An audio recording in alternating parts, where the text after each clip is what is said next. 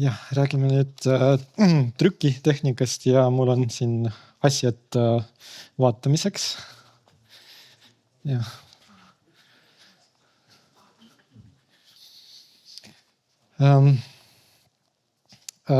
Siis Tüpa muuseum on trükikunstile spetsialiseerunud asutus ja meie kogudusse kuulub erinevaid trükinduse, köitmise ja paberi valmistamisega seotud masinad ja abiseadmeid ning piirkonna suurim kirjagarnituuride kollektsioon ja sinna kuuluvad tiina, puutähtede ja ilustuste kogu. Lisaks suurematele trükiseadmetele kogume ka kirjatüüpide katalooge, erialakirjandust, tehnilist dokumentatsiooni ja erinevaid ajaloolisi allikaid ning muid trüki- ja paberikunstiga seotud esemeid. Ja Tüpa on töötav muuseum, mis tähendab, et meie kogudusse kuuluvad masinad on peamiselt töökorras ning neid on võimalik kasutada põhimõtteliselt samal viisil nagu ajal, millal neil oli kaubanduslik väärtus. Nii et lisaks traditsioonilisele kogude korrastamisele ja eksponeerimisele me viime läbi erinevaid trükikunstialaseid töötubasid, nagu pildil on näha. Ja võõrustame eriala spetsialiste ja tudengeid pikematel kursustel. Samuti meie muuseumi kogu ei paista arvuliselt suur. Hetkel arvule on võetud ainult umbes 1500 museaali, aga samal ajal mitu tuhat asjad ja dokumenti ootavad oma järjekorda. Ja ikkagi meie kogu võtab üpris palju ruumi, nagu ka pildil on näha. Seal on üpris suur trükipress. Just tänu suuremõõdulistele trükitehnikale. Ja pildil on täpsemalt kõige suurem meie muuseumis Victoria Stop Cylinder Press, millega me aeg-ajalt trükkime suureformaadilisi trükkiseid. Ja kui soovite Tüpa masinastest rohkem teada saada, siis palun kasutage QR-kood, et see viib teid õigele kodulehele. Aga kus see tehnika üldse tuli? Tüpa sai alguse 15 aastat tagasi eraõigusliku muuseumina, et päästa hävingust viimased säilinud kõrgtrükiseadmed ja trükikodade inventar. Ja Tüpa eelkäijateks on kultuuritehas Polümer Tallinnas ning Pärmi vabrik Tartus. Et siis mõlemad said trükikodadest seadmeid, et midagi anti üle Greif trükikoda, mis tegutseb siiani väljaspool Tartu linna. Ja Polümeri asjad, näiteks suur Victoria Press, kuulus kunagi Polümerile ja nemad said oma asjad ühiselu Tallinna Eesti Kirjastuse ühisuse trükikodadest ja teistest Tallinna trükikodadest. Ja siis muidugi suurimaks valjakutseks muuseumile on alati olnud ruumipuudus, mille tõttu muuseum pidi mitu korda kolima. Ja hetkel asume ka rendipinnal, mida püüame arendada nii palju, kui saab. Ja töötava muuseumina me püüame nii säilitada masinad, kui ka omandada vajalikke tööalaseid teadmisi ja oskusi. Sest see on ikkagi tehnikapärandi lahutamatu osa. Ja ma arvan, et masinad on palju raskem säilitada, kui masin lihtsalt seisab muuseumis. Ja nii, et masinad korras hoidmine tähendab selle pidevat kasutamist. Aga me ei saa muidugi kasutada, kui me seda ei oska, kuidas see päriselt käib. Ja muidugi muuseumil on vedanud, sest oma ajal meiega liitus üks trükker, Jörgen Loot, kes oskab keerulisemaid trükipressi ja teisi seadmeid kasutada ja parandada. Aga üldiselt ja et tuleb kuskilt neid oskusi omandada ja praegu seda on võimalik teha ainult omapäid ja see on üldine, et see on ühine probleem trükimuuseumidel üle maailmas. No üks põhjustest, sest trükindus on nii palju ja nii tihti arenenud alates 80. aastatest, et see katkestas tööoskuste edasiandmist. Vot. Et siis need endised trükkalid, nad olid juba 30 aastat või 20 aastat tagasi juba vanas eas ja praegu neid on väga vähe. Ja enamasti nad isegi ei mäleta, kuidas need masinad töötavad. Vot. Nüüd lõpuks räägin natuke ladumismasinatest. Sest need probleemid muidugi puudutavad ladumismasinaid ja pildilt näete 2 linutüüpi. Et miks ma seda näitan, sest linutüüp oli esimene ladumissüsteem. Need ladumissüsteemid alguse 90. sajandi lõpus. Miks nad üldse tekkisid? Siis alati Gutenbergi pressi levitamisest. Teksti laodi käsitsi, moodustades riidu, verguid metallist valatud üksikutest tähtedest. Ja siis 400 aastat hiljem osutus ladumise kiirus liiga madalaks. Sel ajal hakati aurumootoreid rakendama, tekkisid kirpressid ja hiljem ka rotatsioonimasinad. Ja trükk ei saanud täit hoogu sisse just veninud ladumistehnika arengu pärast. Ja siis parimad insenerid mõtlesid selle peale ja lõpuks ilmale tulid need töötavad ladumissüsteemid, mis töötasid nii-öelda kuuma metalli põhimõttel ja näiteks linutüüp valab metallist, sulatud metallist terve trükiriidu. Ja kui siis peale trükkimist neid riidu lihtsalt sulatati ümber. Aga kuna minu ettekanne on tegelikult monotüübist, siis erinevalt linutüübist monotüübil saab valada tähti ükshaaval, ehkki samas lugemisjärjekorras nagu tekstis. Ja siis selline silmapaistev masin asub ka tüpakogus ja ehkki antud masin on pärit Inglismaalt, see sattus endisesse Madissoni trükikotta Tartus aastal 1965. Sattus vaatamata sellele, et tool ajal trükikojad suunati soetada ja kasutada Nõukogude Liidus toodetud trükitehnikat. Tavaliselt need olid lääne süsteemide koopiad ja siin, kui me läheme siis linutüüpide juurde, et üks on siis pärit Saksamaalt ja teine on Leningradi tehasest. Vot, siis on üks näide. Et siis olid Nõukogude Liidu linutüübid ja monotüübid ja kahjuks ülejäändil, see on Greifi trükikoda, ei leidnud enam inimesi, kes oskaks masina päritolu kohta meid valgustada. Nii et see masin oli aastaid kõige müstilisem meie muuseumis, aga juba 2 aastat järjest see võttis uue pöörde ja siis see on võib-olla kõige kasutatavam masin meie muuseumis praegu. Ja siis ma räägin edasi, kuidas nii juhtuski. Et natuke sellest, kuidas monotüüp töötab. Et siis monotüüp koosneb kahest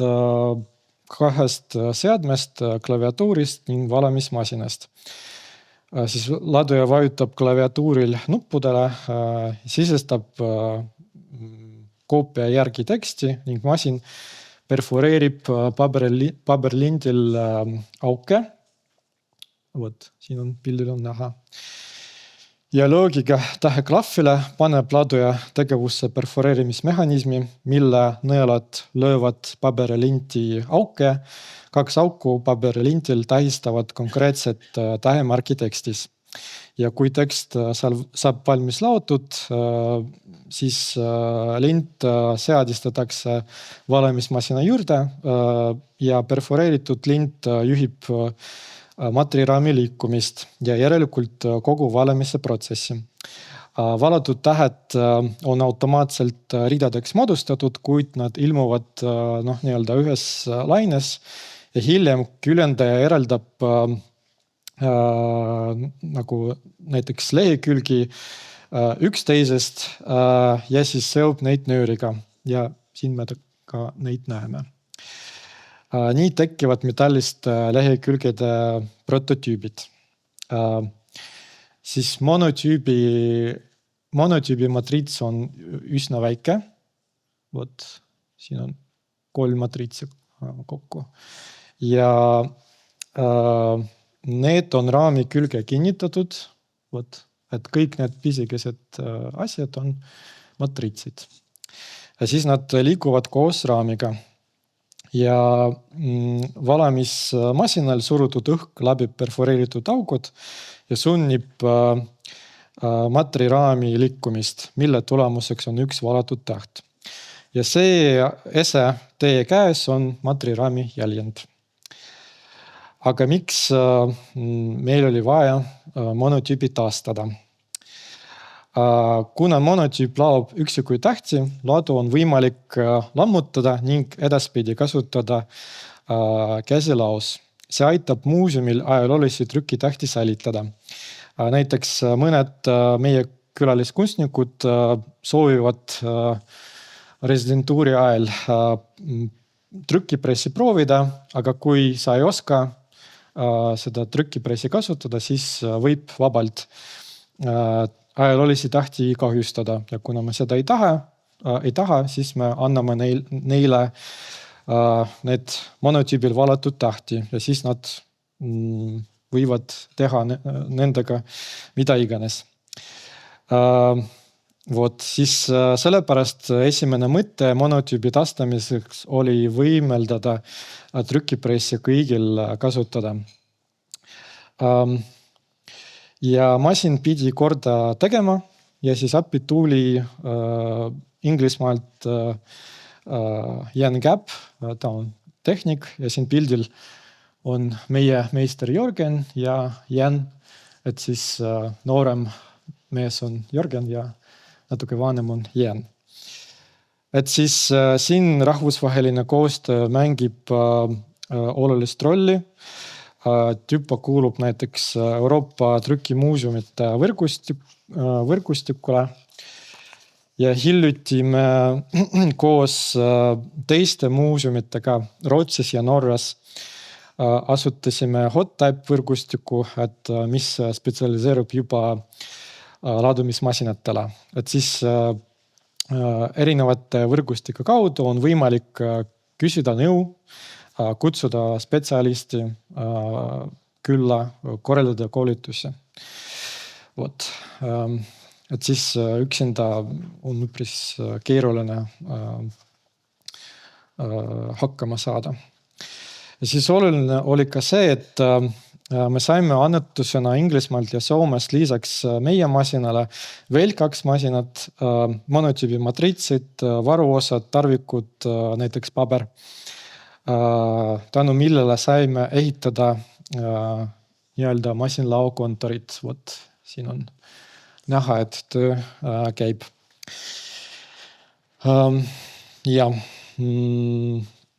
Ja siis nüüd me päriselt kasutame monotüübi, kui mitte igapäevaselt, siis üpris tihti, et me trükkime näiteks igasuguseid tekste näituste jaoks.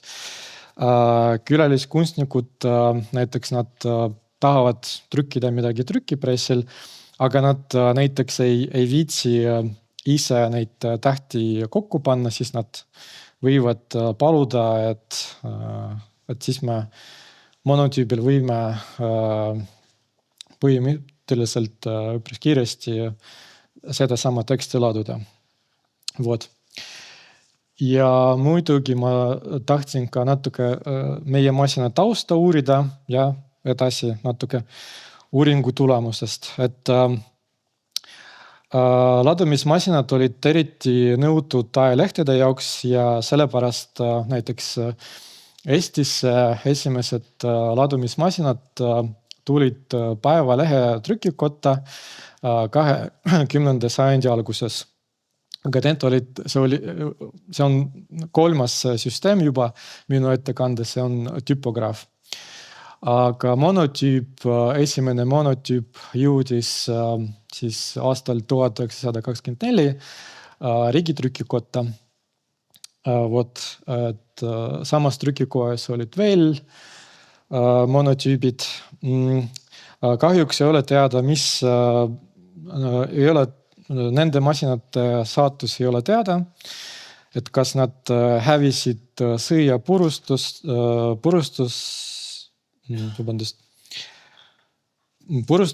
või need kanti maha sõjajärgsel ajal. Aga igatahes, miks see on oluline? Sest tol ajal kuskil 50. aastatel kõik need vanad masinad vahetati ära Nõukogude Liidu masinate vastu. Siis vana trükitehnika ära kulutamise tõttu. Ja sellepärast meil tekkiski küsimus, et kuidas see masin sattus tol ajal Tartusse.